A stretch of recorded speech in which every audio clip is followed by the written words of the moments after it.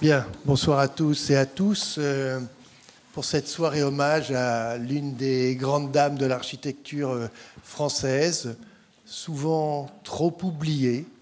Et nous voulions absolument à la Cité de l'Architecture lui rendre un hommage à travers, non pas un colloque sur son travail qui aura sûrement lieu avec des expositions, des livres bien sûr, des plus sérieux, ça on n'en doute pas, mais on voulait absolument témoigner de quelque chose d'une manière un peu différente avec des gens qui ont travaillé avec elle, qui ont vécu les logements, qui vivent toujours, même dans leur bureau. On va parler de tout ça, donc utilisateurs, et tout, ils sont tous architectes, urbanistes, voilà, et on tenait absolument à ce que, notamment, une jeune architecte, Stéphanie Bru aussi, parle de cette transmission. Qu'est-ce que représentait René Gailloustet quand elle était jeune architecte, par exemple, ou jeune étudiante. Il nous semble très important aujourd'hui de parler de ce sujet-là. Alors, on va peut-être commencer par toi, mon cher Patrick. Je me suis laissé dire que lors des obsèques, tu avais fait un vibrant hommage. Comment, je ne sais pas si tu l'avais écrit, parce qu'il n'a pas besoin de papier pour parler d'un sujet et évoquer la mémoire d'une personne aussi importante, mais quels étaient les grands traits, si tu veux bien prendre un micro, de cette dame Les grands traits, c'est qu'on rend hommage quand la personne n'est plus là. Et donc, j'en ai assez, quoi. C'est toujours, on s'aperçoit que quand la personne est partie, elle était importante. Et comme il y avait beaucoup de monde, que l'endroit était assez étonnant, quoi, parce que c'est un cimetière où en plus il y a vraiment de la pleine terre et qu'il y avait beaucoup d'amis. Il y avait les élus et on aurait presque cru un film comique, quoi. Ils étaient réunis tous avec leur écharpe bleu, blanc, rouge, groupés ensemble, comme s'ils ne pouvaient pas se mélanger à nous. Ils ont rendu un vibrant hommage, et quand après on a pris la parole les uns et les autres, comme moi j'ai été le professeur de Jeanne Gailloustet, donc qui est quand même la première fille de René. Et donc j'ai pris Jeanne dans mes bras et j'ai interpellé les élus en disant « Mais le meilleur hommage qu'on pourrait lui rendre, c'est de défendre son œuvre et éventuellement c'est de donner tous les moyens juridiques, financiers et éventuellement même des moyens de lutte parce que cette œuvre est toujours au risque de disparaître avec des principes absurdes comme les terrasses fuient, les bâtiments ne sont pas isolés, dans le cadre de l'ANRU il faut introduire de la mixité, enfin c'est tellement la palissade de mots que moi je ne peux plus entendre. J'ai interpellé les élus, donc je n'avais pas préparé du tout, c'est le contexte qui m'a donné envie, voilà. Mais c'est souvent là où on est le meilleur, parce qu'il y avait une telle valeur qui était portée par l'œuvre et la personne que les mots en viennent encore plus facilement. Je rappellerai quand même que, même si c'est tardif, quand même, les Allemands à Berlin, les Anglais à Londres, puis le ministère de la Culture avec le Grand Prix, lui ont rendu hommage. Oui, il y a une succession, mais c'est vrai qu'elle a 35 ans d'agence, elle a dû la fermer en 1999, si ma mémoire est bonne, et là... elle a, je dirais, presque un peu disparu, peut-être, même si elle était... Non ? Moi, je me suis battu pendant très longtemps pour qu'elle ait une distinction à la hauteur de son travail. Et Jean Renaudy, son compagnon, l'a eu. Pourquoi elle ne l'a pas eu en même temps ? Voilà, c'est ça qui m'énervait un petit peu. Et après, quand on a voulu lui donner quelque chose, on a voulu lui donner quelque chose en tant que femme architecte. Et on en avait discuté, et elle avait dit, non, je suis architecte. Voilà, ça suffit. Oui, oui, bien sûr, bien sûr. Mais néanmoins, je voulais rappeler ça. Et par rapport au bâtiment, je voulais aussi dire qu'un bâtiment a été classé monument historique, hein, et puis deux qui ont un label remarquable, dont la Maladrerie où Sophie Trelka habite, et puis aussi le Liéga. Hein, c'est les deux œuvres qui sont protégées d'une certaine manière. Non, et sachant que Pierre-Antoine Gatier va venir parler en tant qu'architecte des monuments historiques, viendra parler justement de la tour Lénine et autres. Donc il y a quelques mesures de protection. Donc l'œuvre quand même, par rapport au danger dont tu parles, il y a eu quand même des...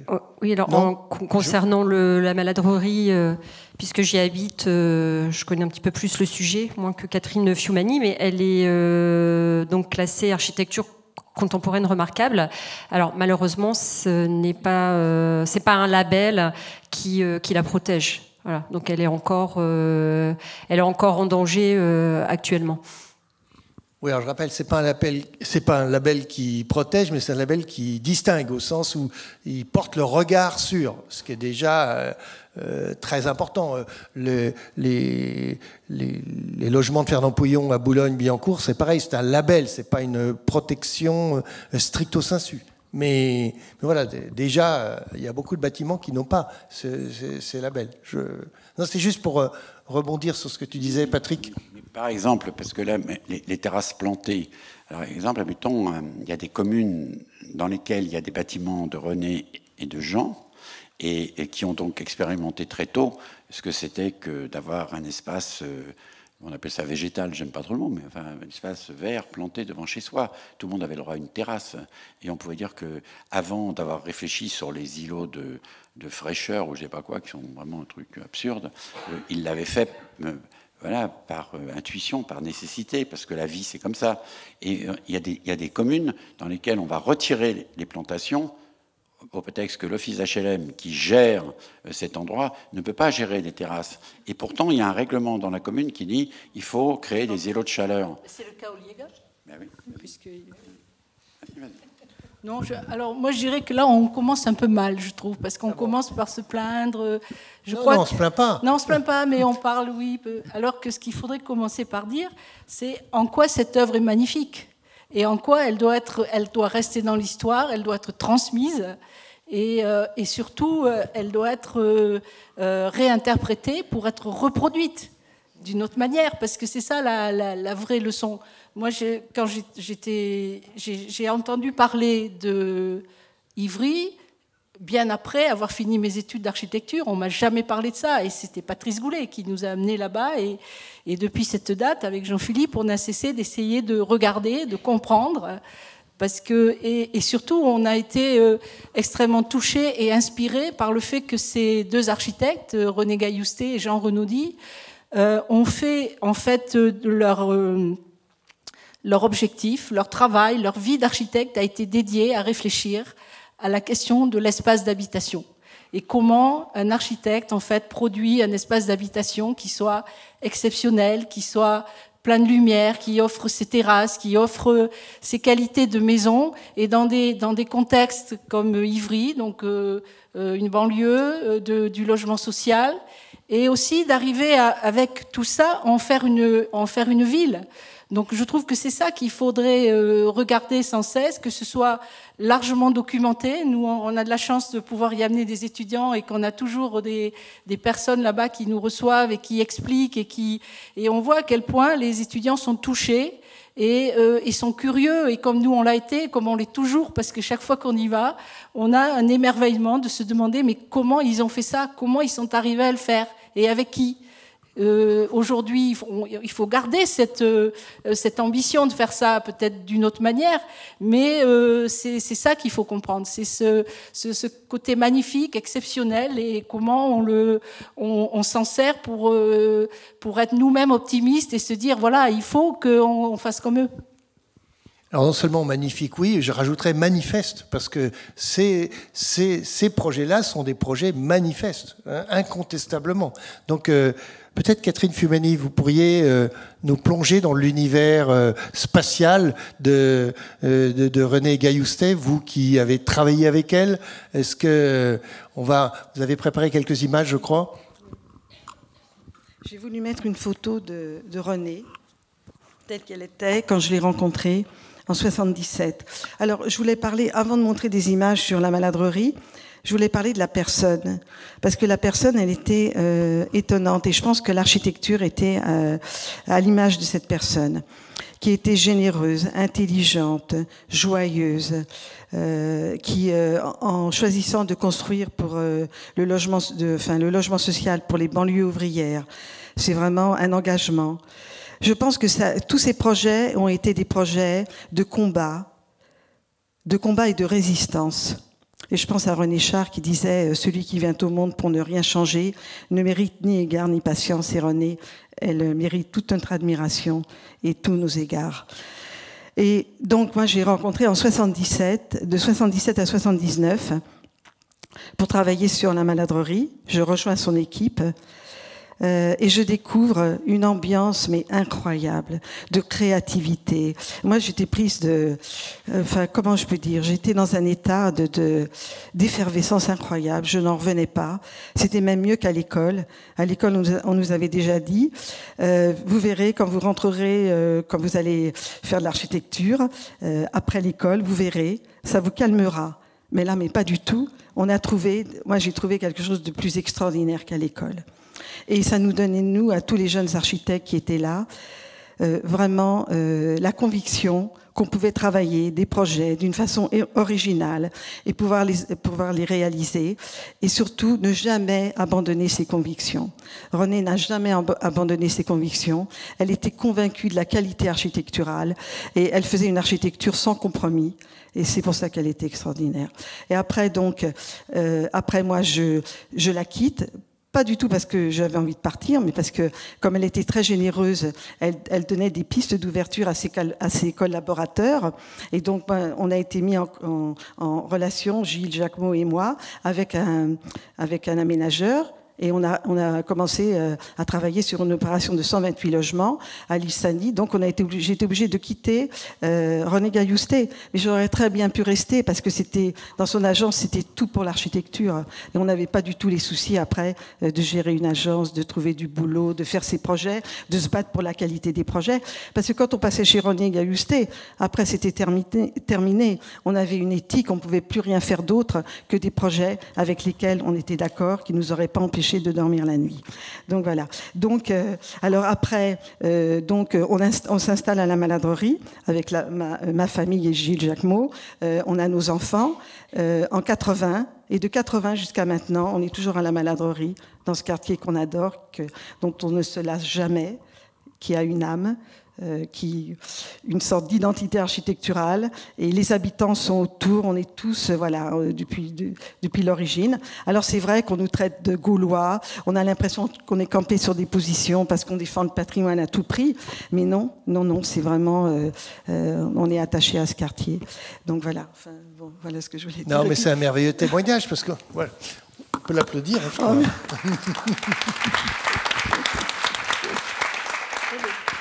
Et je voulais juste rajouter quelque chose que j'ai oublié, qui est vraiment important. J'étais d'accord avec Patrick de dire que Renée, on n'a jamais eu de discussion sur le rôle, son rôle en tant que femme architecte, parce que je bouge les mains, en tant que femme architecte, pour elle, c'était pas important. Elle était une architecte, tout simplement. Et ça, vraiment, quand tu as dit ça, j'étais très contente. Et je voulais vous dire aussi quelque chose par rapport à Ralit.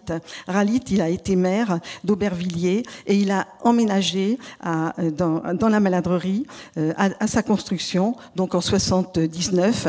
Il a vécu là jusqu'à la fin. C'était un défenseur des terrasses. Et il disait de très belles choses. Il disait que Renée Gayoustet avait fait un travail de tendresse humaine et que la maladrerie lui faisait penser à un cœur capable d'accueillir plein de tendresse. Il disait aussi que la vie collective était facilitée par ce type de logement qui n'étaient pas des éléments de rupture et d'isolement. Et alors il disait, il parlait du chant des oiseaux, sur les terrasses, de la symphonie des insectes. Il disait, on tend les bras et on touche un arbuste, on a l'impression de ne pas être en ville. Le logement et sa terrasse d'été, c'est très beau, sa terrasse d'été, font le lien entre l'habitat et la campagne. Voilà, c'était un très beau témoignage de Jacques Ralite que vous devez connaître. Bien sûr, on se souvient de cette figure politique, bien sûr, qui défendait l'architecture beaucoup. Comme tu parlais de l'hommage, moi je n'ai jamais vu un enterrement, puisqu'en fait quand on rendait hommage à René, où des habitantes et des habitants sont venus témoigner, en disant j'habite l'îlot à Saint-Denis et voilà, quand on m'a attribué ce logement, avoir un triplex avec 2 terrasses, mais je rêvais, quoi, et de savoir que j'y suis encore et que les gens, quand ils viennent chez moi, disent mais est-ce que c'est un logement social? C'est un logement social. Et d'ailleurs, c'est pas pour revenir pour me plaindre, mais il est en difficulté. C'est-à-dire que voilà, cet îlot est tout le temps combattu. Moi, j'ai discuté récemment avec le maire et d'autres. Il faut tout le temps rappeler ce qu'a dit Anne, que c'est merveilleux. Il faut tout le temps rappeler que les gens qui habitent dedans sont heureux. Et d'ailleurs que les gens qui l'ont commandé, comme le maire, habitent dedans. Des gens qui ont travaillé habitent dedans. Et que René a déménagé pour y mettre donc son agence et son logement. Voilà. Et quels sont les architectes qui habitent dans leur logement, enfin, qui s'appliquent à eux-mêmes quelque chose et qui vivent avec les gens qu'ils ont réunis, quoi. C'est pour ça, quand on s'est promené récemment là, avec Anne et Jean-Philippe, mais on se disait, mais il y a tout. Parce que même à cet endroit-là, il y a la critique architecturale. C'est-à-dire qu'on voit, et c'est ça qui est formidable chez René, c'est que c'est une critique en mouvement. C'est pas une critique avec du recul et du repli en disant, voilà, je porte une... En fait, sa formation, elle la met à l'œuvre. Et puis en la mettant à l'œuvre, elle rencontre quand même que l'application n'est pas... Et elle ne se critique pas en arrêtant, elle critique en marchant, elle change. Quand Jean disparaît, en fin de compte, elle complète le travail de Jean. Voilà. Moi, je pense que c'est jamais arrivé. Mais ce qu'on oublie toujours, c'est que pour qu'une architecture réussisse, il faut une alliance entre le commanditaire qui aime ou qui a envie ou qui désire quelque chose, et il faut en même temps un producteur. On ne peut pas avoir un commanditaire qui commanderait quelque chose pour le bien-être du peuple, par exemple, et qui n'aurait pas la main sur sa réalisation. Et le fait que, toujours pour revenir pour Ivry, le fait que Raymond de Laluc, qui est en même temps adjointe à l'urbanisme, mais qui dirige l'office, c'est la première fois qu'une femme dirige un office. Et c'est la première fois, en fin de compte, qu'une adjointe s'applique à elle-même la chose. Et qu'elle, avec René, en fin de compte, elle surmonte tous les obstacles. C'est-à-dire qu'en effet, ce n'est pas une concession au sens que je me bats et en fin de compte, je m'isole. C'est en fin de compte, je transforme les choses et en les transformant, je les montre. Vous voyez, c'est ça ce que dit Anne. C'est pourquoi on ne nous en parle pas, pourquoi on ne nous dit pas, mais puisque ça marche. Pourquoi on continue à faire des choses qui ne marchent pas, alors que ça marche et pourquoi on veut surtout démolir ce qui marche bien. Non, mais moi, je pense que chez René, moi, j'ai pas travaillé avec elle, mais je suis resté ami avec elle très longtemps, et très tôt plutôt, et très longtemps, jusqu'au bout, voilà. Et on avait toujours des discussions sur ça, parce que moi, mes 2 références, c'est Lucien Kroll et René Gailloustet. Donc c'est assez drôle parce que c'est 2 démarches différentes. Et donc souvent je les réunissais. Et ces 2 êtres obstinés, déjà pour en effet changer les choses, pourquoi ils sont si peu honorés, voilà, y compris dans les écoles, voilà, et même réglementairement. Quand on a construit le centre Georges Pompidou, on a changé la réglementation parce que le centre n'aurait pas pu être construit. Et donc, c'est la construction qui a interrogé la réglementation. Et plus jamais on le fait. Maintenant, on dit c'est la réglementation qui fait la construction. Mais eux, ce qu'ils ont fait, ils ont changé la réglementation. Et on n'a jamais voulu suivre parce que c'est du logement social. Et donc, on a l'air de dire, justement, puisqu'ils ne sont pas dans la réglementation, alors on les annule. Non, mais, Francis, il faut... Non, mais c'est un faux sujet, la réglementation. Il n'y a pas de problème de réglementation. À cet endroit, c'est un problème d'intelligence, de volonté, de se poser la question comment est-ce qu'on... Enfin, il y a quelques habitants ici là, qui se battent comme comme des diables, par exemple, pour qu'on ne leur supprime pas les terrasses pour mettre du béton à la place, parce que apparemment, je ne sais pas, ils peuvent vous raconter. Et quand on visite le centre commercial, on voit que la mairie n'a de cesse que d'essayer de le casser, de démonter, quoi. Donc c'est vrai que c'est menacé encore. C'est malgré les reconnaissances labellisées, ça reste menacé parce que c'est deux choses différentes, c'est deux mondes différents. Le monde de la culture qui labellise, et le monde de le politique qui décide ou bureaucratique, c'est deux mondes différents qui ne voient pas les choses de la même façon.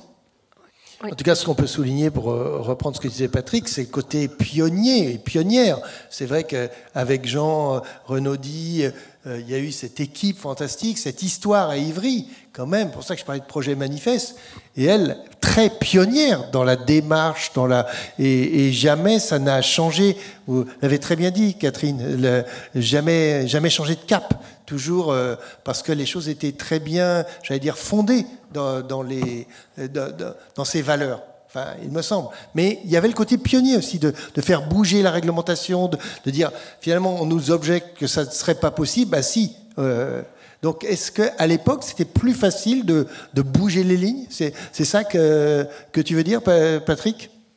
Parce que c'est une époque, on en parlait avec Sandro, qui est venu de Genève pour rendre hommage à René, c'est qu'à l'époque on était reliés. C'est-à-dire qu'entre les militants, les habitants, c'était une même chose, on pourrait dire. Entre le travail et la vie, c'était une même chose, le travail et la vie. Voilà. Les représentants politiques avaient toujours tendance à quitter la ligne sur laquelle ils avaient été élus. C'est normal. Mais on était toujours là pour le rappeler. Et dans des actes. Et donc, dans la construction, c'est quand même un acte positif que construire. C'est un acte positif que de travailler sur ce que pourrait être quand même le bonheur des gens. Voilà. C'est un acte positif de dire que l'architecture, elle doit être diversifiée, complexe, parce que la vie est complexe, parce que les personnalités sont uniques. Donc, quand un architecte dit ça, on pourrait dire, il se donne plus de travail, parce qu'en effet, de faire différent, c'est plus de travail. Mais il se donne tellement plus de plaisir. C'est ce qu'on entendait tout à l'heure. Aller dans l'agence de René, c'était presque dire que chacun s'y mette, que cette diversité, chacun s'y mette. Même la commande, comment René a aidé à la commande. Elle n'a pas grossi son agence pour accumuler les commandes. Elle a donné de la commande à des gens qui avaient travaillé chez elle, et donc elle avait réveillé et révélé chez un aménageur que d'autres qu'elle pouvaient expérimenter. C'est unique, ça. Il n'y a pas de mouvement comme ça. Et même son rapport à Jean, parce que quand même, voilà, la société, elle est quand même, elle était pas, à l'époque, c'était dur pour une femme quand même. C'est très dur. Et être la compagne de Jean et faire des choses avec Jean et être, voilà, le départ de Jean, c'était compliqué. Ben non, en fin de compte, c'est pas. Les gens disent c'est une suiveuse. C'est faux. Même le départ de Jean l'amène à dire. Et si je continuais dans un autre contexte, et peut-être avec lui parti, à faire quelque chose. Le Liégeat est une merveille de conception. C'est un truc, mais c'est une critique d'elle-même, de Jean et de la modernité. C'est magnifique. Et ce qu'on oublie toujours aussi, c'est le respect du travail. C'est que chez René, le chantier était un moment voilà, de l'expression de l'architecture, que la relation qu'elle avait avec les chefs de chantier, le respect qu'elle avait avec les travailleurs, elle le voyait partir parce qu'avec le BTP tel qu'il a été fait et qui a détruit toute cette fraternité qui existait dans le travail, et René a été une des rares architectes à connaître le nom des ouvriers, le nom des chefs, à se battre pour éventuellement que les entreprises soient payées à leur juste prix, par exemple. Et bien tout ça, c'est oublié. Et moi, le témoignage que je voulais donner ce soir, c'est que, en effet, c'est une très grande architecte, mais elle est d'ailleurs plus qu'une architecte. C'est une personne centrale dans la vie politique et centrale dans la vie sociale, quoi. Et donc son œuvre est l'expression d'un moment, d'un mouvement social dont elle était peut-être unique et la tête, quoi. Donc c'est ça qu'on doit sauver. Et on n'explique pas toujours la démarche. Et Raymond de Laluc, toujours pour le dire, Raymond, voilà, une femme dirigeant un office HLM, imposant à une SEM, écoutant le maire et osant faire des réunions publiques pour défendre les travaux de René, moi j'y ai assisté, je n'avais jamais vu ça. Jamais. Et donc aujourd'hui, qui s'intéresse à Raymond, elle vit encore. On pourrait l'entendre. Tu voulais ? Oui, moi, ça m'intéresse de rebondir par rapport à ce que disait Anne et par rapport à ce que disait Patrick. Donc, à propos de l'importance de la volonté politique. Donc là, c'est vraiment le témoignage en tant qu'habitante. Nous, on a eu ce problème-là aussi à la maladrerie à un moment donné du dallage des terrasses. Voilà, c'était le directeur de l'OPH à un moment donné qui avait décidé on dalle. Et donc tout de suite, il y a quand même beaucoup d'associations très actives, Catherine en parlera sans doute après, qui sont présentes dans le quartier. Donc c'est ça aussi qui fédère cette douceur de vivre aussi dans le quartier. Et donc la maire de l'époque, Myriam Derkaoui, a été prévenue que le dallage des terrasses avait été commencé contre l'avis des habitants. Les habitants ne voulaient pas du dallage des terrasses. Et donc elle a été extrêmement réactive puisqu'elle a eu un courrier le vendredi et le lundi, elle ordonnait tout de suite que cesse le dallage des terrasses. Alors malheureusement, c'était un peu trop tard pour certaines personnes, puisque ça avait été fait vraiment en force. Donc il y a des ouvriers qui étaient passés par les extérieurs. Et moi je me souviens du témoignage très touchant d'une dame qui disait voilà, moi ça fait j'habite à la maladrerie depuis les débuts, j'ai des revenus très modestes, donc je ne peux pas partir en vacances. Et moi l'été je reste à la maladrerie et je passe mes journées à bouquiner sur ma terrasse. Et la terrasse, c'est l'histoire de ma vie. À chaque fête des mères, à chaque anniversaire, à chaque Noël, mon entourage, mes enfants, ma famille m'offrent des plantes. Et donc, malheureusement, sa terrasse avait été détruite. Bon, enfin, en tout cas, fort heureusement, ça a été, voilà, ça s'est arrêté assez vite. Et comme Patrick, moi, j'ai été extrêmement marquée et très touchée lors de son enterrement par le fait que des gens viennent témoigner, donc des habitants des logements sociaux viennent témoigner et viennent parler d'architecture. Et alors ça, donc l'architecture de René en tant qu'architecture sociale, en tant qu'architecture qui crée du lien, ça je peux en témoigner en tant qu'habitante, puisque moi comme je travaille en plus à domicile, je suis quand même beaucoup dans le quartier. Je vais souvent au City Stade, etc. Je me promène beaucoup dans les allées piétonnes. Et donc, il se trouve que je rencontre voilà, souvent des gens qui n'ont rien à voir avec moi, des gens que je rencontrerais, mais vraiment, je n'aurais pas l'occasion de les rencontrer autrement. Et c'est vraiment très, très fréquent que spontanément, sans que moi j'en parle la première, les gens me parlent de leur appartement, de la maladrerie, du fait que ce soit vraiment un lieu très agréable à vivre parce que très végétal. Voilà, on est quand même dans un endroit vraiment incroyable aux portes de Paris. Alors Catherine, vous nous emmenez dans l'espace de René. D'accord. Donc, voilà, on passe. Voilà. Alors là, vous avez une première photo aérienne qui, pour moi, est une photo choc, ce qui montre la morphologie de la maladrerie, où on comprend complètement le travail sur la forme architecturale que René a effectué. C'est 9 hectares. Donc, qui s'implante dans un tissu très hétérogène. Vous voyez, vous avez... Bon, je vais me lever parce que je préfère pointer. Donc, la maladrerie, c'est tout ce périmètre. Et comme je vous le disais, c'est vraiment, ça illustre complètement le travail de René sur la forme architecturale. Alors, elle s'implantait dans un tissu entouré de tours et de barres, architecture avec laquelle elle était très critique, et puis une zone pavillonnaire, elle, qui était plus agréable. Donc, je crois que c'est celui-là le prochain. Non, c'est celui-là. C'est ça. Non, c'est l'autre. Voilà.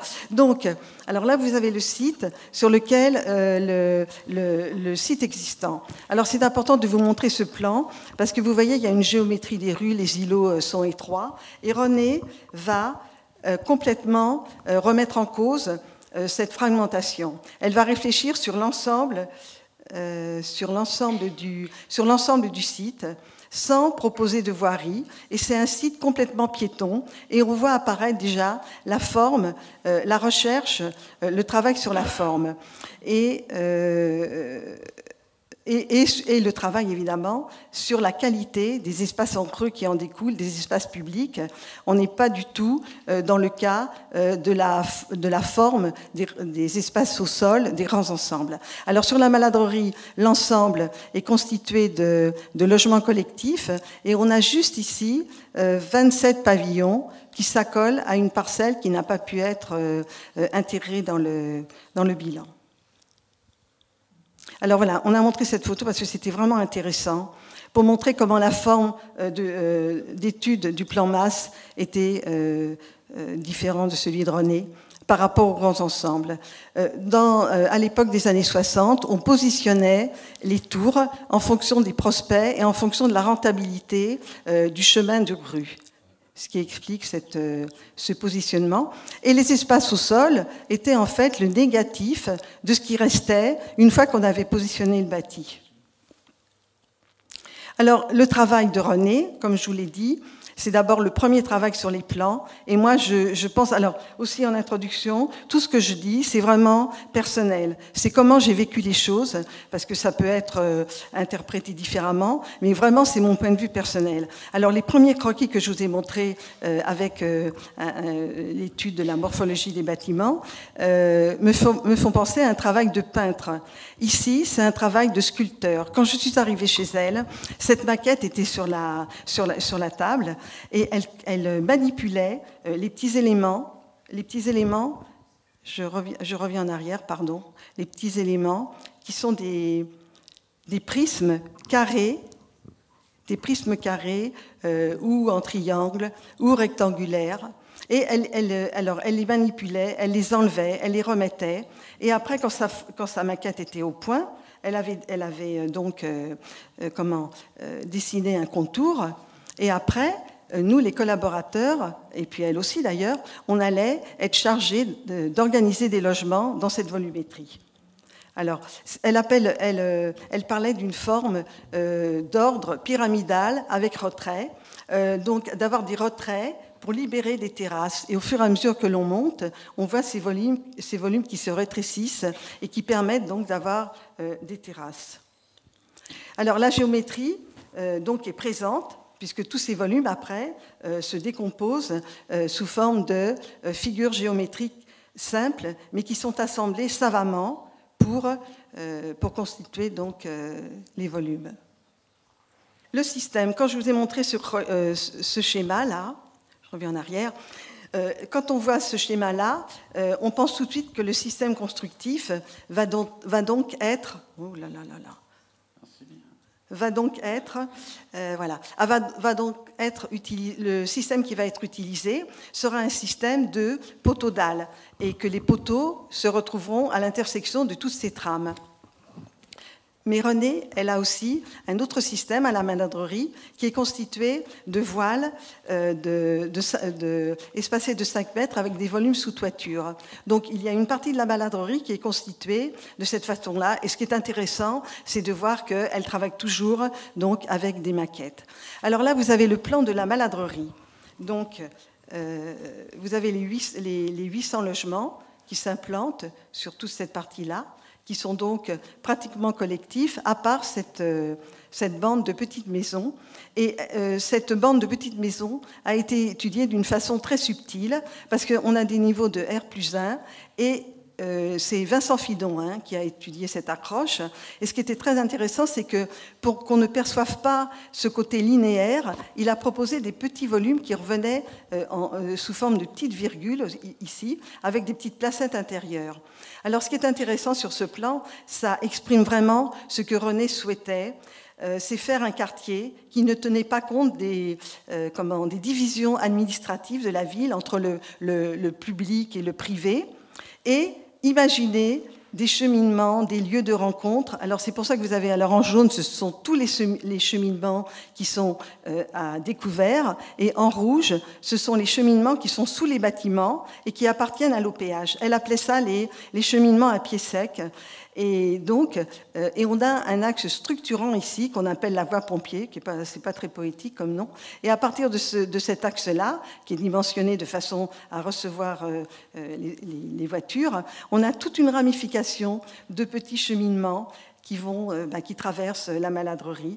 Et c'est vrai que depuis 40 ans que je pratique ce quartier, j'adore les utiliser. Alors je pense passer de ce côté-là ou bien passer ici. Donc c'est vraiment une façon très intéressante de circuler dans la Maladrerie. Alors sur cet espace structurant, on a un espace ici identitaire qui est le bassin, et puis on en a d'autres ici comme une place de quartier, on a un petit square pour enfants, ici la Grande Prairie, et ici on a un square qu'on a arraché aux griffes du Grand Paris parce qu'il voulait implanter ici une grande ventilation pour la ligne 15. On s'est battu comme des fous et le projet a été abandonné, ce qui est exceptionnel, et le Grand Paris va implanter sa ventilation ici. Donc on a sauvé nos 4000 m² d'espace vert de la Maladrerie. Donc j'avance, ok. Alors oui, ça c'est très important ce plan, parce qu'on parlait des luttes sur le quartier. Alors à la Maladrerie, depuis 2 ans, on a un projet en rue. On avait eu en 2008 un premier projet en rue qui a été abandonné parce que le maire, vu les réactions des habitants, a laissé tomber. Et là, ils se repointent à l'horizon, donc depuis 2 ans, et leur projet, c'est de résidentialiser les immeubles. Donc, c'est ce qu'on a concrétisé, représenté par ces grands traits noirs avec les portes d'entrée. Donc, ce qu'on constate sur ce plan, c'est qu'on perd 50% de nos cheminements piétonniers. Donc, on est complètement opposé à ce projet et on se bat depuis 2 ans. Alors, il y a un autre danger qui nous menace, c'est que l'ANRU veut créer, sur cette parcelle qui ne fait pas partie de l'opération, veut la traverser avec un cheminement piétonnier qui va d'un axe important ici pour pénétrer dans la Maladrerie. Mais il propose de démolir 2 pavillons. Il proposait de démolir tout d'ailleurs, mais la maire, les élus ont refusé, donc ils ont maintenu la démolition de ces 2 pavillons. Mais ces 2 pavillons, ils font 20 mètres de largeur, donc on pense que ce n'est pas un cheminement piétonnier qu'ils vont faire, qu'ils envisageront. Pour le moment, ça n'est pas annoncé, mais nous, on pense que dans 4-5 ans, ils envisageront d'introduire la voiture de cette façon-là et de rendre la voie pompier comme voie de circulation auto et de transformer donc les 9 hectares de la Maladrerie en 3 îlots. Ça, ce sont les thèmes de l'ANRU. Alors on est allé au ministère, on leur a demandé un rendez-vous avec l'ANRU pour expliquer que la Maladrerie, ce n'était pas un grand ensemble et qu'il ne fallait pas appliquer les projets qu'ils appliquaient sur les grands ensembles. Voilà, ça c'était important de vous montrer les deux parce que ces projets ils vont complètement à l'encontre de la philosophie de René sur la ville. La ville, elle veut des espaces ouverts où on se rencontre, où les gens ne sont pas isolés. Et donc, ces 2 projets, enfermant, on s'isole, chacun chez soi, et on part, voilà, et puis on sort moins, et voilà, on se protège. Alors là, vous avez donc le passage de la maquette à la réalité, qui montre donc cette découpe, ce travail donc sur la morphologie, avec la pénétration de la verdure sur des petites places intérieures. Des vues d'avion. C'est un drone qui a survolé la Maladrerie. On a récupéré toutes les photos. On a des moutons qui viennent, on a un bassin. Le bassin, c'est un point identitaire. On a un héron qui vient manger les poissons. On n'est pas très content, mais on le laisse faire. Et ici, voilà, des vues qu'on a sur la Maladrerie, où le végétal du rez-de-chaussée rejoint le végétal des terrasses. Et la Maladrerie à l'automne, c'est très beau. Alors oui, ça c'est très important aussi, cette photo. Elle nous a vraiment été très utile parce que quand on l'a présentée au moment du dallage des terrasses, la maire d'Aubervilliers a dit « on abandonne ». On laisse tomber le dallage des terrasses parce que la maladrerie, on a argumenté, hein, on leur a dit la maladrerie, c'est construit avec du béton et sur le plan, ça apparaît en îlot vert à côté de tous les îlots rouges. Ça apparaît en îlot vert comme le cimetière de Pantin, comme le fort d'Aubervilliers. Donc la maire a dit on laisse tomber, ils ont arrêté le dallage, elle a viré le directeur de l'OPH et elle a viré le président. Alors voilà, donc maintenant on aborde les logements, je me dépêche, hein. On aborde les logements et voilà, voilà devant quel croquis les collaborateurs se trouvaient, les collaborateurs qui travaillaient chez René. Donc on avait la maquette qui avait défini donc un pourtour. Et on se trouvait devant des grands plateaux avec la trame, et à chaque intersection de trame, on avait donc des poteaux, c'était la structure. Hein. Et après, on se retrouvait devant des grands plateaux libres, et il fallait organiser des logements dedans, en ayant des points durs. Alors après, on va voir le plan des... Voilà, alors là, on a un exemple un détail de logement. Donc les points durs étaient, évidemment, le contour qui avait été déterminé par la maquette, la cage d'escalier, l'ascenseur, les gaines, et puis à l'intérieur des logements, les poteaux évidemment, et à l'intérieur des logements, les gaines. Mais chaque collaborateur prenait une portion, et donc c'est lui qui traitait la superposition sur 4 ou 5 niveaux de sa partie. Et voilà donc le type de logement qu'on dessinait, et c'était absolument jubilatoire, parce qu'on laissait libre cours à notre sensibilité, à cette découpe donc de l'espace.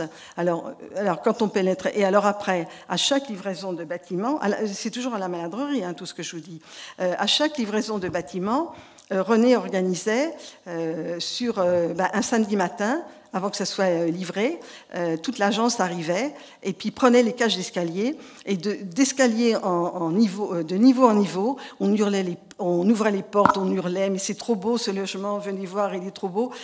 Alors on entrait et puis on découvrait le séjour, la partie, bon ici vous avez une partie nuit qui est un peu au bout du logement, mais on pouvait avoir des organisations totalement différentes. On pouvait avoir une chambre qui se trouvait ici et puis un séjour en 2 parties. Les logements étaient tous différents. Donc voilà, c'était vraiment un miracle architectural. C'est ce que Bénédicte Chaljub a utilisé un jour dans un exposé. Elle a dit, c'était parce qu'elle a visité des logements donc à Ivry. Et elle a dit dans son exposé, pour moi, ça a été un miracle architectural. Et j'ai trouvé que c'était vraiment une expression très juste et que j'aime bien réutiliser parce que c'est vraiment ce que nous ressentons à chaque fois. Puis, enfin, on habite la maladrerie. Et moi, notre logement, je le trouve extraordinaire. Voilà, donc, alors je continue. Voilà, alors, donc, ce sont des plans en détail. Hein, donc, vous avez, alors ça, c'est un plan un peu atypique. Je reviens en arrière, pardon.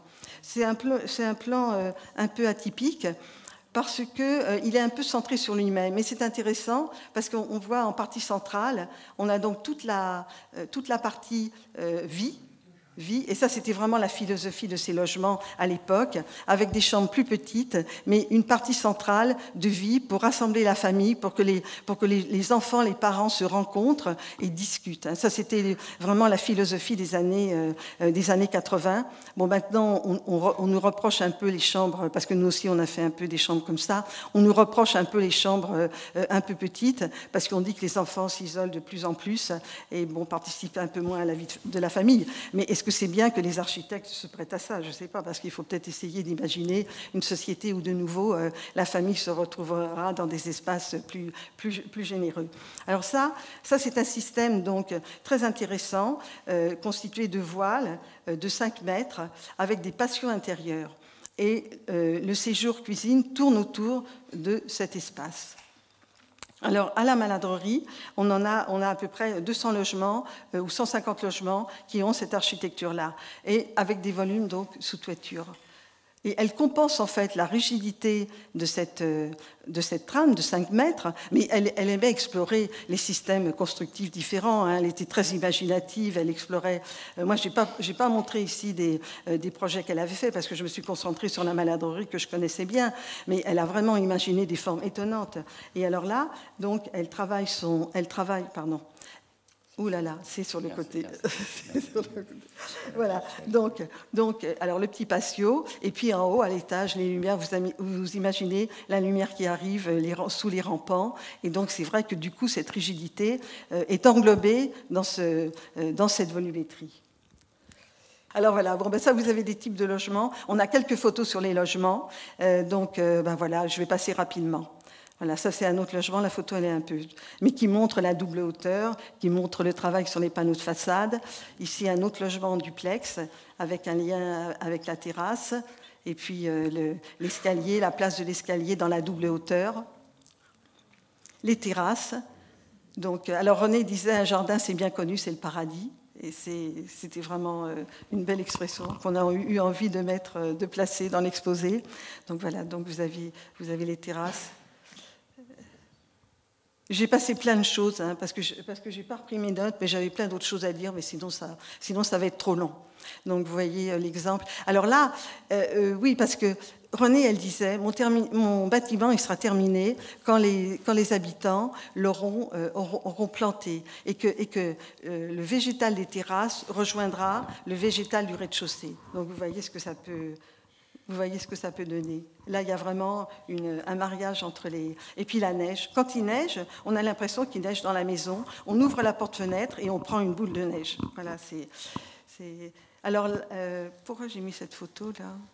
Ah oui, ben voilà, c'est ça, c'est pour illustrer le fait qu'il fallait que la maladrerie, enfin son architecture, se recouvre de végétal. Alors, voilà, ben ça, je voulais, voilà, à travers sa pensée utopique, humaniste, inventive et visionnaire, voire libertaire, l'habitant renoue avec le goût de la ville et de l'architecture. Bon, je vous laisse lire. Et pour terminer sur la phrase de Claude Parent qui est extraordinaire. Et c'est vraiment, la ville, c'est le rêve de l'homme. Et Renée, elle a vraiment fait de ce quartier un rêve pour l'habitant. Voilà. Et puis l'hommage est René. Voilà. Et puis après, on parlera de nos luttes. Bon, et bien maintenant, je vais céder la parole. Bravo.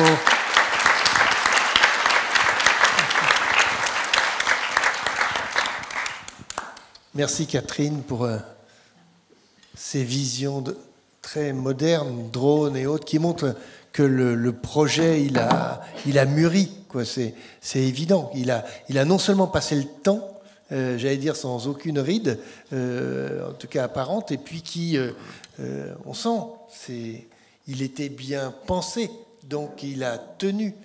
Voilà. Non, mais en revanche, vous nous avez fait peur avec les projets qu'on voit là. C'est pas possible. Je sais pas. Tu t'en occupes, Sophie, bien sûr. Malheureusement, moi, je suis loin d'être la plus active, mais il y a un collectif d'habitants qui s'est fédéré, et voilà, c'est quasiment un travail à temps complet. Catherine est plus investie que moi, mais voilà, donc on essaie d'avoir des rendez-vous en mairie, des informations auprès des ABF, etc. Mais c'est extrêmement compliqué. Parce que le problème, c'est que l'ANRU, on ne peut pas la contacter. Nous, on a voulu... oui, parce qu'on est allé, en fait, parce qu'on est très organisé. Hein. Avant nous, on a une association qui s'appelle Jardin à tous les étages. Et pendant des années, on s'est battu, l'association elle-même. Et depuis 2 ans, ça s'est élargi à un collectif dans lequel il y a des associations, dont Jardin à tous les étages. Et en fait, on ne sait pas du tout comment on peut avoir un contact avec l'ANRU. On se bat. Mais ce qui est extraordinaire, c'est qu'on a réussi à rencontrer l'architecte des bâtiments de France. On a réussi à faire venir le sous-préfet. On lui a expliqué toute notre problématique, mais on a l'impression que ça ne bouge pas, que la ville, que l'ANRU maintient toujours la démolition, et il paraîtrait même qu'ils maintiennent la démolition de tous les pavillons. Là, on vous a montré 2 pavillons, mais toute cette liaison-là, qui est en fait qui est une zone de transition pour s'accrocher sur le mitoyen, ils veulent le démolir pour valoriser la parcelle qui est derrière, pour en faire une opération immobilière et pour pas que les propriétaires aient une vue sur un mur pignon. Alors, nous, l'argumentaire, c'est de dire, mais ils ont qu'à se débrouiller. Ils peuvent avoir des volumes qui s'accrochent, qui recréent des pavillons, qui se mettent mitoyens avec les nôtres, mais on ne touche pas à ces pavillons. Et donc voilà. Donc, je sais pas. On se tape la tête contre les murs. Alors, on a harcelé l'architecte des bâtiments de France. Elle était là quand on est allé au ministère. Donc, il semblerait qu'elle a un peu bougé sa position. Et puis il y a d'autres problèmes. Enfin, de toute façon, sur ce problème de l'ANRU, c'est vraiment terrible parce que on a des cheminements piétonniers magnifiques, bien dimensionnés, et ils veulent, dans les espaces piétonniers un peu plus larges, rajouter des locaux. Donc nous les rétrécir en fait à 2 mètres. Donc ça ressemble plus à rien. Alors ça là-dessus, et puis on dirait que l'ABF elle est d'accord pour retrouver de la surface pour faire des locaux collectifs. Alors il semblerait qu'elle ait cédé, enfin qu'elle n'ait pas accepté la démolition des pavillons, ça c'est important. Mais par contre, donc ça implique que on n'aura pas cette fameuse voie que je vous ai montrée là, qui risque de pénétrer ça. C'est bon, on pense que ça va aller, mais le problème, c'est qu'ils vont nous rétrécir nos cheminements piétonniers et puis nous fermer les bâtiments. Et ça, enfin, écoutez, c'est très compliqué là. La lutte contre l'ANRU, ça semble vraiment très difficile, quoi, très très difficile. Voilà. En tout cas, ce qu'on retiendra de ce projet, c'est quand même aussi, au-delà de la qualité spatiale évidente et de la richesse, c'est le jardin à tous les étages. C'est quand même une idée. Alors, Jean-Philippe serait là, il serait aux anges, on peut dire, hein, lui qui cultive les orchidées et autres plantes. Non, c'est. Moi, je trouve que c'est l'occasion de dire aussi. Alors, évidemment, nous, on n'a pas la connaissance directe de ce que vous connaissez du projet, puisque vous y avez participé. Donc, notre interprétation, elle est celle qu'on a pu avoir à travers l'étude des plans, et c'est vrai qu'on ne le voit pas comme une sculpture, on le voit au contraire comme un projet de l'intérieur où il a été question dans l'organisation des logements, comment est-ce qu'on peut créer ces logements, d'où les dents et tout ça, qui offrent des façades les plus longues possibles, donnant sur des terrasses et avec un luxe incroyable que les vis-à-vis sont sur son propre logement. Donc ça, c'est une chose... Quand on regarde les plans, on se dit mais comment elle a fait ça ? Comment ils ont fait ça, quoi ? Et quand on va visiter les logements, toujours, c'est ce qu'on mesure, ou les gens nous disent, hein, de ce point-là à l'autre point de ma façade, j'ai 19 mètres, j'ai 20 mètres. 20 mètres de façade vitrée sur une terrasse ou sur un jardin avec l'illusion qu'on n'a pas de vis-à-vis, c'est-à-dire que la terrasse... Et il n'y a rien en face, que c'est la campagne. Donc je crois qu'il faut souligner, il y a une virtuosité exceptionnelle dans ce travail d'architecte et une géométrie aussi, parce qu'on a vu déjà ici, mais par exemple le Liéga, c'est simplement des carrés et des hexagones. Parce que ça aussi, c'était la science constructive de René Gailloustet, parce que tout ça, c'est aussi l'économie de projet, parce qu'il faut se rappeler que c'est quand même du logement social, même s'il est extrêmement luxueux. Donc, il y avait aussi la question de l'économie. Donc, toutes ces questions-là nous touchent particulièrement, et c'est une source d'inspiration sans fin.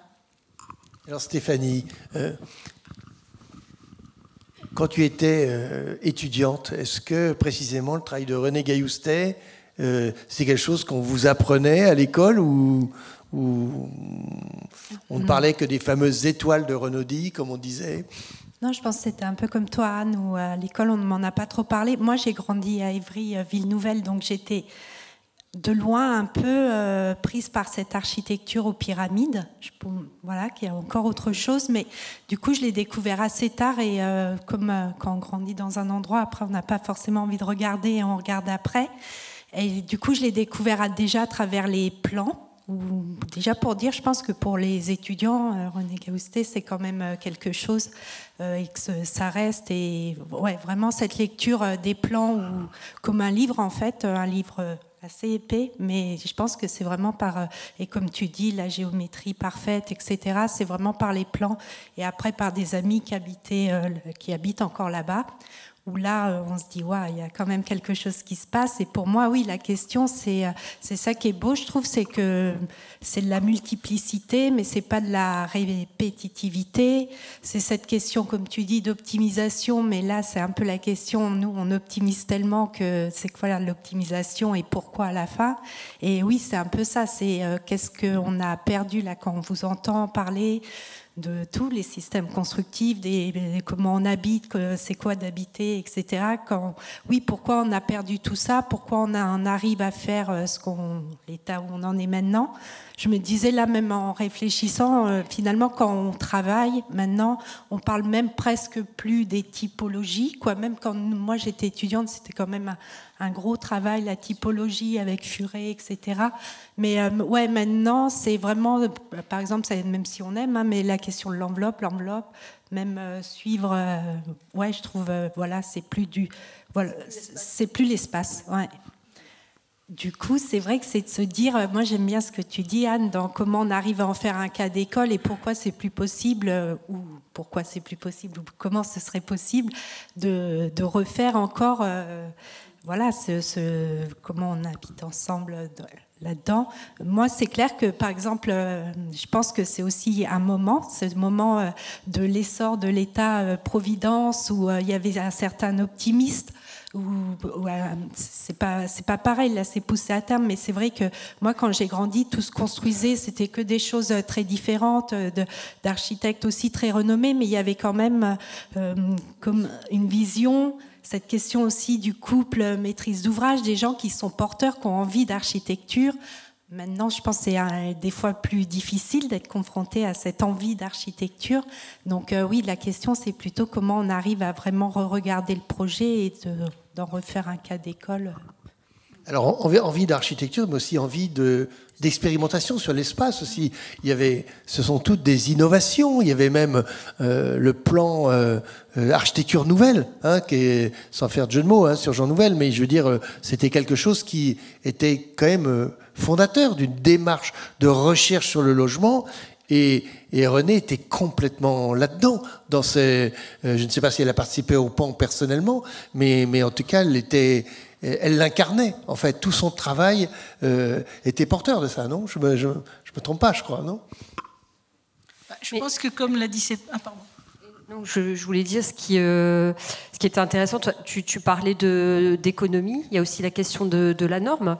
Bon, elle était aussi dans la norme du logement social avec des petites surfaces, mais ce que n'a pas approfondi Catherine quand elle a montré ses plans, c'est tout le travail sur la géométrie, où en fait elle travaille pas sur une géométrie tramée orthogonale, ce qui est quand même un grand travers aujourd'hui. Cette répétition, enfin on est presque à nouveau dans le chemin de grue. Et elle, il y avait un vrai travail. Donc c'est ce travail sur la diagonale. Donc Anne, tu parlais de l'étirement des façades. Donc plutôt que à surface égale, plutôt que de faire une succession de pièces parallélépipédiques, elle met tout dans une diagonale, donc à superficie égale. Elle expliquait que d'un bout à l'autre de son propre logement, elle avait une distance de 30 mètres, ce qui faisait qu'on avait une perception totalement différente.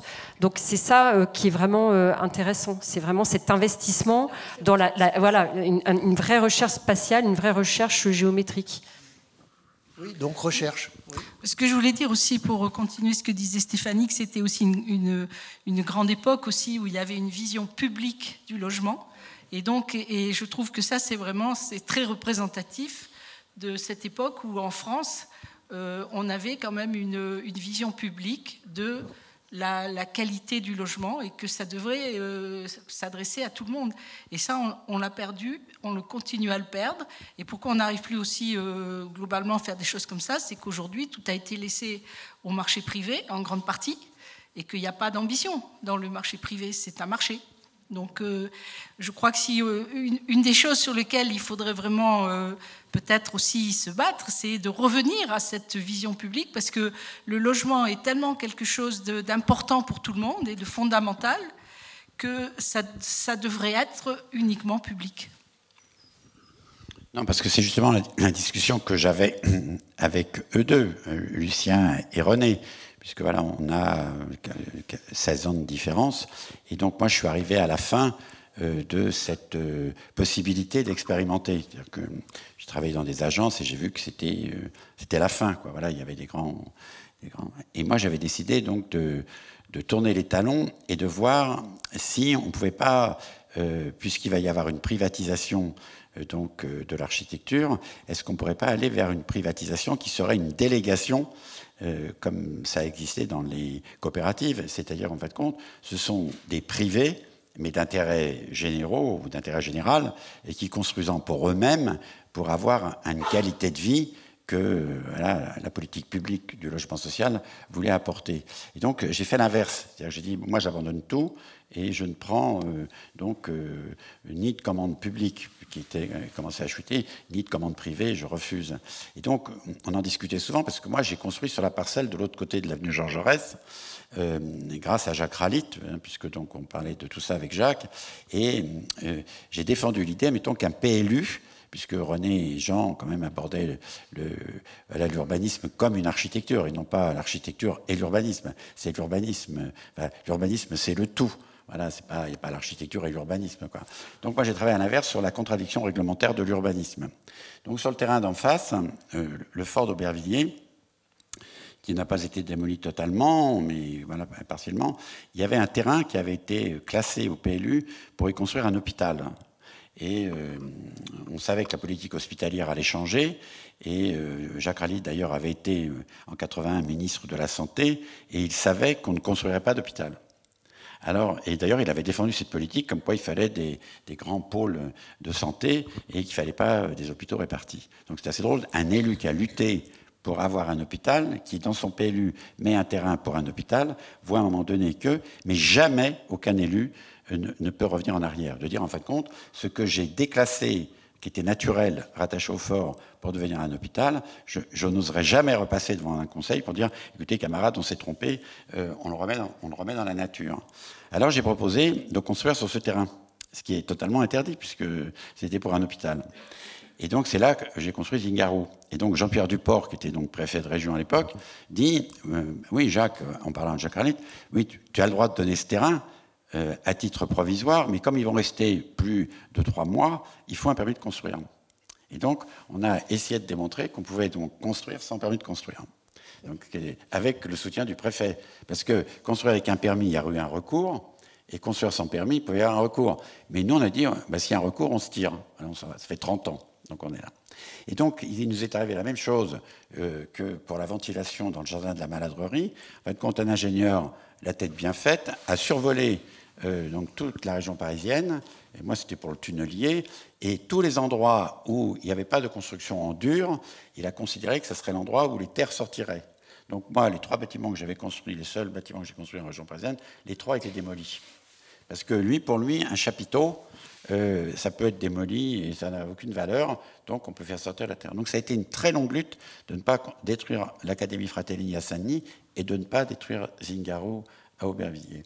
Et donc, quand il a fallu démontrer que les jardins familiaux dans les contreforts du fort, l'occupation du fort et la végétation sur le fort, le verre de la Maladrerie et la non-constructibilité de Zingarou, on le voit parce que c'était en vert comme ce que tu as montré tout à l'heure, enfin, quand on était déjà les îlots préparant à ce que doit être cette nouvelle politique de mettre des îlots de verdure. On ne peut plus continuer d'être dans une société absurde comme ça. Alors, un jour, on apprend qu'on va être démoli, non pas pour ça, mais parce que dans le cadre du Grand Paris, un architecte a gagné un concours pour étendre la trame du cimetière de Pantin sur la ville d'Aubervilliers. Donc, considérant que, voilà, bien sûr, la Maladrerie, c'est un foutoir pas possible, et Zingarou, c'est de la merde. Alors, je rencontre l'architecte de Montpellier, je dis, bah, attends, depuis quand on étend la trame du cimetière sur nous, quoi, voilà. Et donc, ça a été, non, c'était impensable. Donc, on a sauvé quand même les jardins, donc Famille en bas, avec une association et tout, mais c'est un combat inouï, et usant. On a sauvé Zingaro parce que j'ai donc lâché une parcelle pour en même temps qu'ils me construisent un hangar, et on va peut-être en effet gagner les terrasses de la maladrerie. Mais pourquoi? Puisque tout ça, c'est un modèle qui montre que l'expérimentation est possible dans le droit, que l'institution, comme tu l'as dit, pour rencontrer l'ANRU, c'est une histoire de Chaval, quoi. C'est comme quand Chaval écrivait à sa caisse de retraite en lui disant « Écoute, arrête de me traiter comme ça, parce que vraiment, j'aimerais te rencontrer, parce que tu me traites tellement mal que je voudrais te voir. » Et donc, c'est vrai, on ne peut pas être traité par l'ANRU d'une manière aussi abstraite, où une fois c'est l'architecte des bâtiments de France, une fois c'est un sous-préfet, une fois c'est un maire. C'est usant. C'est usant. Et donc, cette expérimentation, on doit pouvoir la montrer comme, non pas comme un modèle, mais comme un possible. C'est ça qu'il faut montrer. Et il n'y a rien de mieux, quand même, que de rencontrer les gens qui habitent ou les gens qui se servent. Parce que moi, j'ai construit des logements sociaux, ça faisait rire René, dans le fort. Mais parce que j'ai construit des logements sociaux dans des caravanes. Donc, j'ai construit 20 logements sociaux sans autorisation. Et pourtant, j'étais dans les logements sociaux, puisque ce sont les artistes qui habitent là. Donc alors, est-ce qu'une résidence d'artiste, ça doit être un atelier de rez-de-chaussée, peut-être qui ne fonctionne plus comme ça pour la maladrerie, mais qu'on ne peut pas réaffecter à une autre, parce qu'il y a un quota d'ateliers d'artistes? Non, mais il faut arrêter. Rien n'est stable, et on devrait pouvoir, dans une société organisée, conduite par des lois et autres, dire, écoutez, on laisse les habitants expérimenter. Voilà. Donc c'est pour ça que moi j'adore le travail de René, parce qu'il dépasse les travaux de tous les autres architectes qui ont expérimenté. C'est qu'elle a expérimenté le social, la construction et le modèle. Voilà, c'est tout qu'elle a expérimenté. Alors justement, elle a très peu enseigné, hein, je crois, 3 ans à l'école spéciale. Mais comment? C'est infernal. Tu sais ce que c'est que l'enseigner? Pas possible. Non, mais c'est impossible. Non, pour quelqu'un comme elle, enseigner, on en a parlé, mais c'est impossible. Oui. Non, je veux dire, on ne peut pas rentrer dans une école, tenir un discours comme elle en tient un. On a d'abord les collègues, les confrères, les machins. On ne tient pas. Donc, comme elle n'était pas du genre à mener des combats perdus, elle préférait combattre quand même des choses dans lesquelles elle avait la main. Elle s'est arrêtée. Oui, elle se transmettait à l'agence. On l'a bien vu à travers l'expérience de Catherine. Mais vous deux, qui enseignez en plus en Suisse, donc est-ce que justement vous arrivez à... Non, mais à Zurich et autres, à l'ETH, école quand même internationalement extrêmement reconnue, vous arrivez à parler de ces sujets-là, de comment les étudiants sont réceptifs à ça? Est-ce que quand tu dis qu'on ne s'intéresse plus à l'espace et plus qu'à l'enveloppe, c'est malheureusement vrai, mais est-ce qu'on ne peut pas réinverser les choses? Est-ce que... Non, moi j'enseigne à Berlin, du coup. À Berlin, mais non. Mais ce que je veux dire, c'est plus facile de parler avec les étudiants du travail de René que d'autres travails, par exemple. Et je pense que c'est super inspirant sur tout ce qu'on a évoqué, rien que la dimension, nous on aime bien dire économie et excès, en fait, comment avec ce travail d'économie, tu dis, on arrive à faire le maximum. Je pense que c'est ce que je disais, en tout cas, c'est beaucoup des étudiants, ils ont en tête Ivry, les plans, etc. Donc, et très tôt. Donc, pour moi, c'est très évident de parler de ce travail parce que il est déviant, il est riche, il est inspirant et finalement, il peut produire des choses aussi de la part des étudiants qui partent dans encore plus de directions assez folle et étonnante. Donc oui, ça reste évidemment une référence essentielle, je pense qu'on redit à chaque semestre en fait. Et toi aussi j'imagine. Oui, bien sûr. Et puis quand on vient visiter, c'est encore mieux, quoi, parce que je crois qu'ils n'imaginent pas. Le problème, c'est qu'il y a très peu de documentation à leur montrer. C'est ça le problème, quoi. Donc quand ils viennent visiter, ils étudient après, et là, ils découvrent encore plus la richesse, et surtout que ce qui leur apparaît comme extrêmement complexe a priori, finalement, on le comprend à travers la géométrie, la rigueur constructive et la qualité de l'espace intérieur. Donc c'est assez énorme, quoi. Et ce que je voulais ajouter aussi, peut-être en continuité de... Moi, j'aime pas trop qu'on parle d'une expérimentation, en fait, parce que une expérimentation, on sait très bien que, en tout cas ici, en France, souvent, ok, on l'a fait, on le fait plus. Moi, je pense que René Gaillousté et Jean Renaudy ont fait leur travail avec un sens de l'éthique exceptionnel et qu'ils l'ont fait avec ce que tout architecte devrait faire, c'est-à-dire l'idée qu'il faut toujours inventer quelque chose et au service de l'habitant. Donc je pense pour moi, c'est pas de l'expérimentation. Donc c'est pour ça que quand on commence à parler d'expérimentation, on met dans une case à part, quoi, et ça va plus. Donc j'aime pas trop ce mot expérimentation. Enfin, je pense qu'un architecte, quand il fait quelque chose, c'est de la création tout le temps, et qu'ils l'ont fait, eux, avec vraiment beaucoup d'inventivité, mais surtout que ça a été porté par cette générosité, parce qu'ils pensaient toujours à l'habitant et comment les habitants devaient vivre dans les meilleures conditions, avoir des bonnes relations avec leurs voisins, se sentir bien, avoir un espace extérieur, et que j'imagine qu'ils n'ont jamais eu en tête ça c'est social et ça c'est pas social. C'est de l'espace à habiter, voilà, c'est tout. Donc je trouve que pour moi, c'est un peu dangereux de le mettre dans une case expérimentation, parce qu'on dit ok, on a l'exemple, il suffit d'avoir l'exemple et c'est fini. Disons alors, invention permanente. Invention, générosité, éthique, voilà. et puis un savoir-faire exceptionnel, quoi. Oui, en fait, c'était une méthode de travail extraordinaire. Est-ce qu'elle parlait justement de cette notion écoutez, pas tellement. Moi, je trouve qu'elle... Enfin, moi, j'ai revu un film, là, parce qu'on a, en fait... En juin, le 30 juin, nous faisons un hommage à René Gaillousté. C'est une journée qui va se diviser en 3 parties. Le matin, c'est les enfants qui viendront témoigner, on leur parlera de la maladrerie. L'après-midi, ce sont les étudiants de la Villette, et le soir, les habitants avec les artistes. Et donc, on est allé au département regarder des films de René. D'ailleurs, qu'il y avait des films, des petits bouts de films qui avaient dû être filmés par je ne me rappelle plus de son nom. Comment il s'appelle ? Christian Merliot. Excusez-moi. Non, parce que surtout, on en a parlé il y a 2 jours, alors je ne vois pas pourquoi je ne me rappelle pas de son nom. Et donc, dedans, elle est interviewée sur sa méthode, sur la façon dont elle travaille. Et en fait, j'ai découvert plein de choses que j'avais pas forcément perçues quand je travaillais avec elle. Et comment elle parlait, comment elle liait la ville, comment elle parlait de ses influences, et ça c'est vraiment c'était très intéressant, parce que ça complète vraiment le tableau que je me faisais d'elle. Elle travaille tout ce qu'elle intègre dans sa composition, mais pas d'une façon affirmée, c'est d'une façon aussi très très subtile. Dans ces influences, il y avait les Tim Ten, je crois, avec oui, Candilis. Mais oui, il y avait ça, c'était quelque chose de fort. Oui, mais parce que moi, on est allé à une exposition, je crois que c'est en 2004, qui s'appelait Architecture expérimentale à Archilab.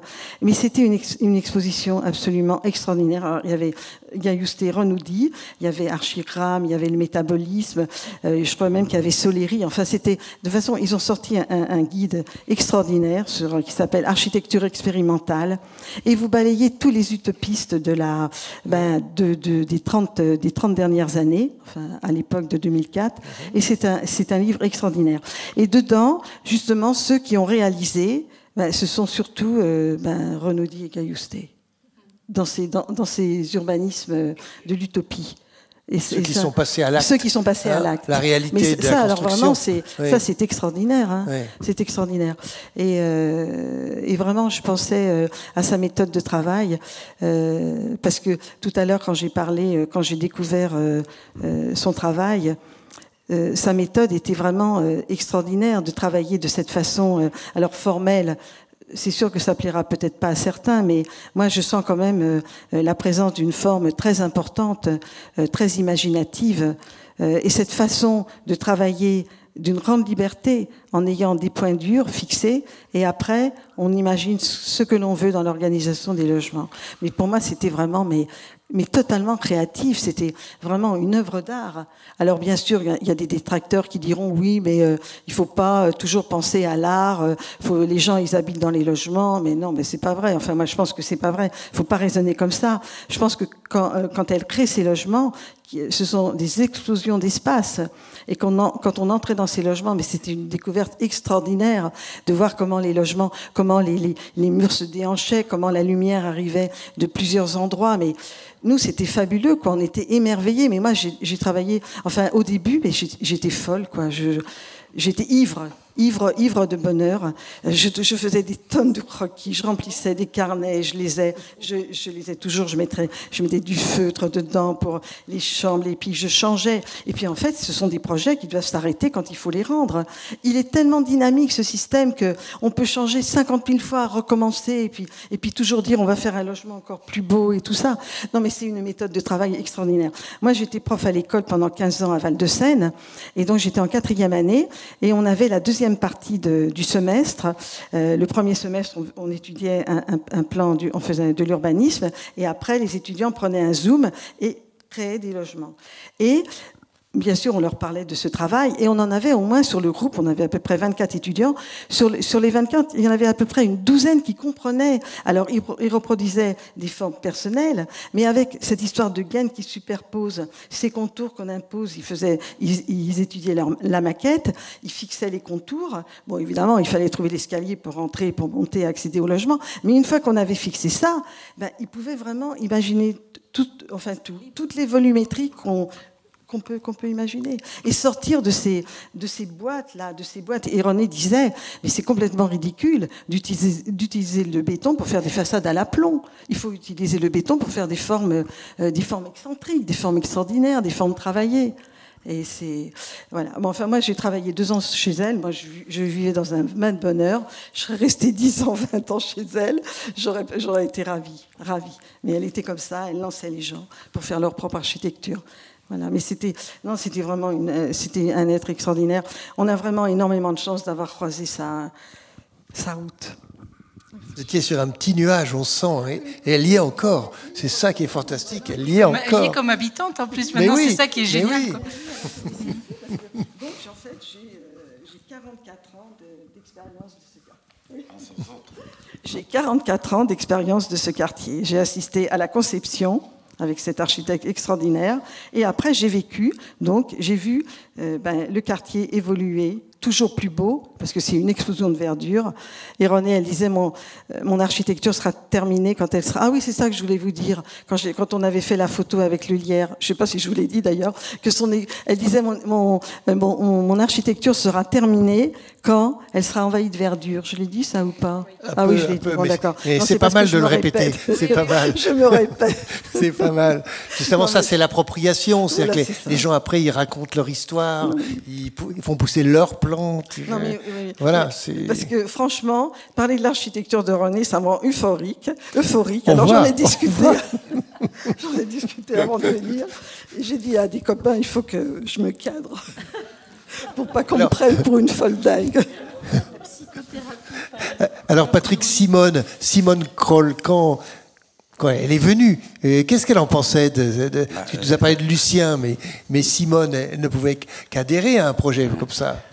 D'abord, Simone, c'est une femme qui a été oubliée, parce que Lucien n'aurait pas été ce qu'il était sans Simone. C'est pour ça que je parle d'elle. Non, mais j'ai tenté quand même de réhabiliter, d'ailleurs en disant pas Lucien et Simone, mais Simone et Lucien Kroll. D'ailleurs, c'était assez beau, ça faisait SLK.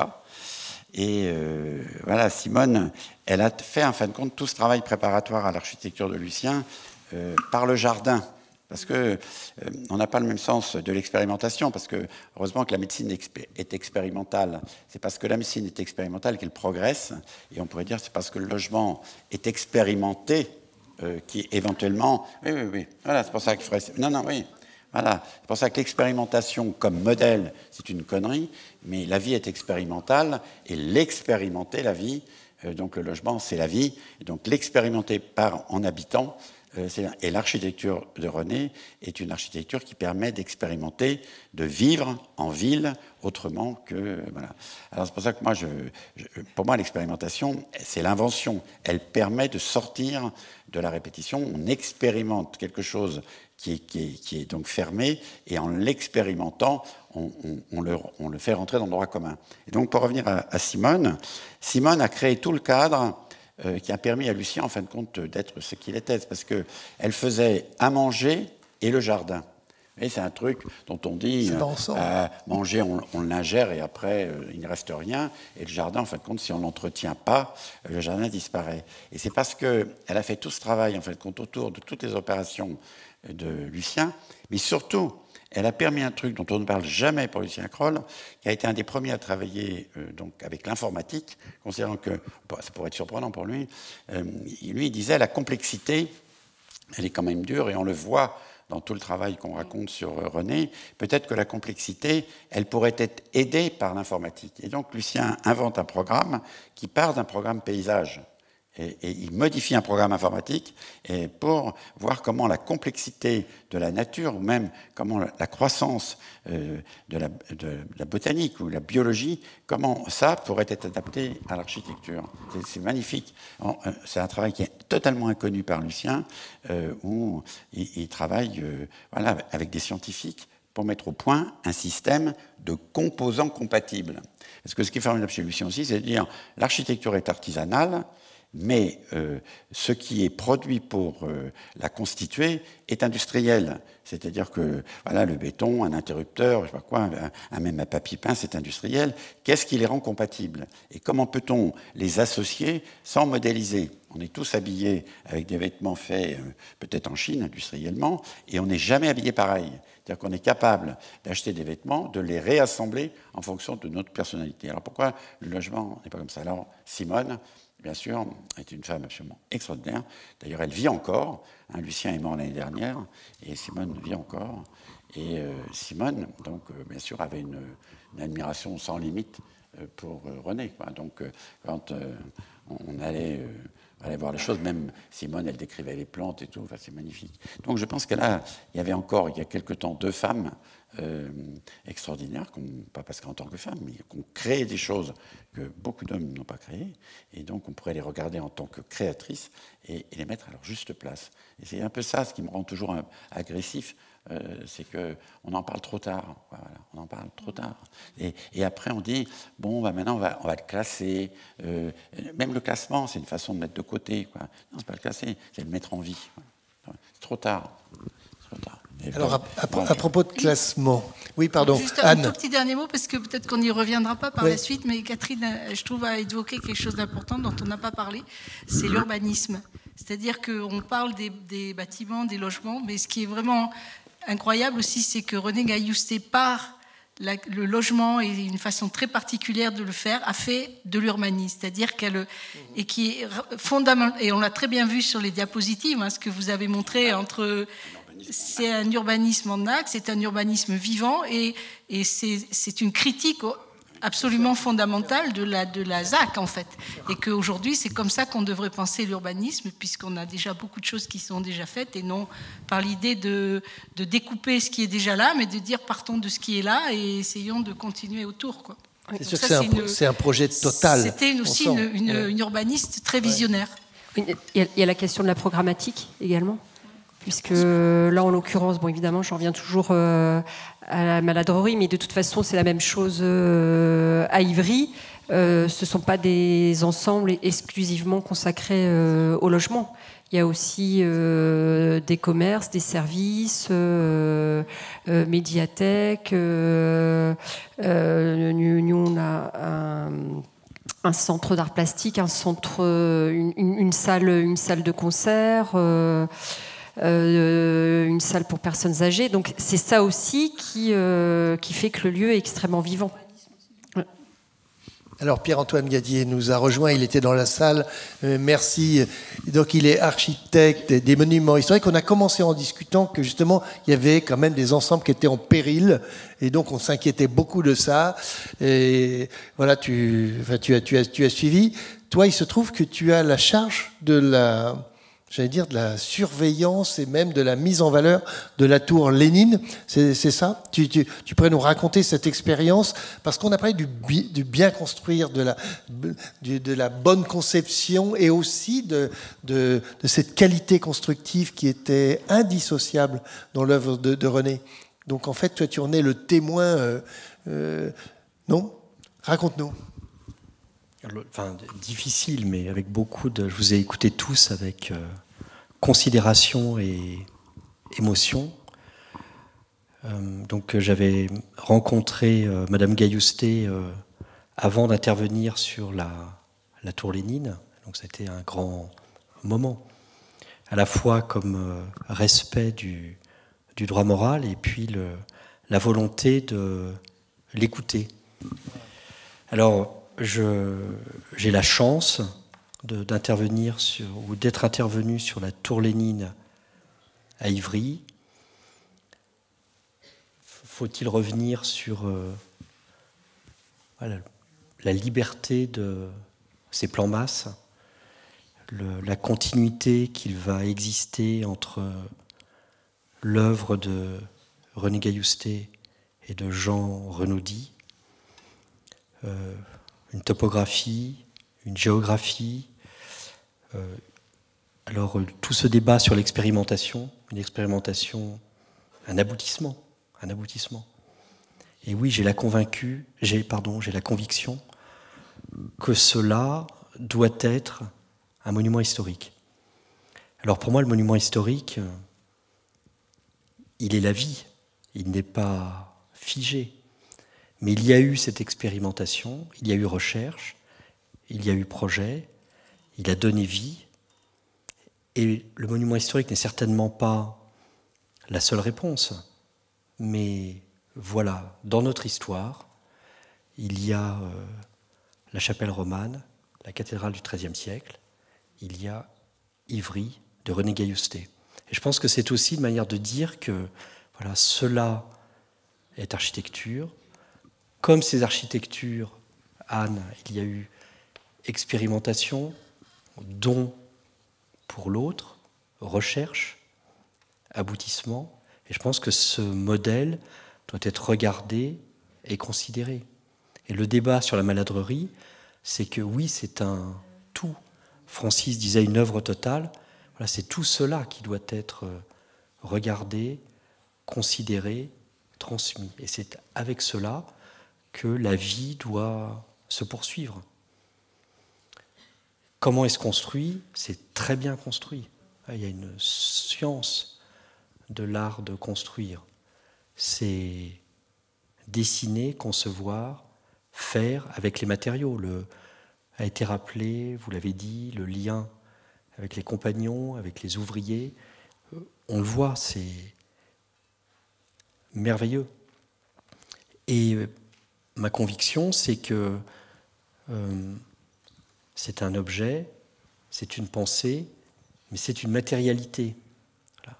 Elle se saisit du béton armé, c'est son choix. Et donc ce matériau doit être aujourd'hui regardé. Alors c'est peut-être je ne sais pas si cela vous plaira, mais je le regarde comme un objet archéologique précieux, fragile, qui doit être conservé et transmis. Et ça doit être traité avec le même soin qu'une architecture de pierre de taille. Et donc, analyser, conserver, ne pas reconstruire. Et nous avons des débats avec Anne. Voilà, je pense qu'aujourd'hui, il y a une rencontre qui se fait entre des valeurs de conserver ce qui est là et des valeurs, je dirais, mémorielles ou patrimoniales. Et oui, je crois que cette architecture est fait monument historique et doit être regardée avec considération, maintenue, transmise. Elle est une leçon et qui doit être partagée avec ceux qui veulent encore faire de l'architecture. Et l'utopie est vivante, puisque le débat que l'on a, c'est avec les habitants, ceux qui portent le droit moral, la maîtrise d'ouvrage, l'office HLM coopérative, la ville d'Ivry. Je pense que c'est cette idée que voilà, il y a une vie communautaire, ben, je peux témoigner, et c'est ce que vous représentez. Oui, il y a une vie dont se saisissent tous les habitants. Voilà, et c'est eux qui nous amènent vers cette conservation, transmission, mais j'ai bien noté, pour une vie nouvelle. Sur la tour en question, il y a, oui. Il y a un travail qui est fait pour sur les bétons, sur... Alors oui, pardon. Oui. Donc j'ai restauré les bétons. Alors ce qui est difficile, c'est que ce matériau, finalement, est difficile à conserver. Et donc quand on entretient ces immeubles, ces architectures, ces objets construits en béton, ben, en fait, on les transforme, on met des hydrofuges, on met des... Voilà. Et donc, l'idée, c'est essayer d'être au plus près de ce qui a été voulu, inventé, et faire durer. Et un exemple, par exemple, tous les garde-corps étaient des éléments préfabriqués. Donc, savoir construire en béton armé, choisir la manière de faire. La tour Lénine est faite en béton coulé sur place. Et tout ce qui est garde-corps, tout ce qui est tablette, c'est de la préfabrication. Et on utilisait des adjuvants de prise avec riches en sulfate. Et donc vous avez des pollutions à l'intérieur des bétons. Et donc si vous voulez, ce regard très respectueux que j'ai pour cette architecture, elle va jusqu'à l'analyse de laboratoire, le prélèvement, et découvrir qu'on ne sait pas aujourd'hui conserver des bétons sulfatés, mais l'idée c'est de ne remplacer que ce qui est altéré. Et donc tout a été traité en conservation, et on a refait en fait les éléments de garde-corps préfabriqués. En fait, ce qui est aussi une manière de rentrer, de redécouvrir le chantier de René Gailloustet, les choix qu'elle avait faits, et voilà, et ces choix doivent être connus, analysés, transmis, respectés. Et puis après, il y a l'aventure terrible, voilà, de la question des menuiseries, des matérialités, essayer de... Enfin, moi j'y crois, mais essayer de conserver, même dans l'œuvre de Jean Renaudy, quand il a fait le choix du bois, essayer aujourd'hui de conserver aussi les choix qu'il a faits. Donc c'est un objet d'analyse, un objet de rêve et un objet qui doit être conservé. Voilà. En tout cas, c'est bien quelque chose qui est magnifiquement conservé, c'est l'espace. On disait que l'espace était en danger aujourd'hui parce qu'on privilégiait les enveloppes, mais là, l'espace est là. On peut le dire, ça. Non, tout est là. Tout est là mais vous connaissez mieux que moi, là, il y a une espèce de diversité de typologie, typomorpho, une diversité, une richesse typologique à l'intérieur de cette écriture tramée, subtile, complexe. Mais dedans, voilà, les typologies sont variables et tout est là. Et ça vit avec, je crois, beaucoup de joie.